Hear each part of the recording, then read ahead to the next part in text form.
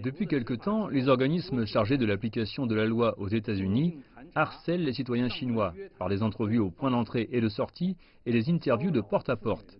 En même temps, le ministère chinois des Affaires étrangères et l'ambassade de Chine aux États-Unis rappellent aux citoyens chinois ainsi qu'aux entreprises chinoises aux États-Unis d'améliorer leur sensibilisation à la sécurité et de rester vigilants. Parallèlement, le ministère chinois de l'Éducation a également publié lundi une alerte concernant les études à l'étranger, selon laquelle les visas de quelques étudiants avaient été frappés par des restrictions. Le ministère a souligné que les restrictions en matière de visa avaient porté atteinte à la dignité des étudiants chinois et compliqué la communication en matière d'éducation entre la Chine et les États-Unis. Depuis un certain temps, les États-Unis politisent les activités d'échange éducatif normaux.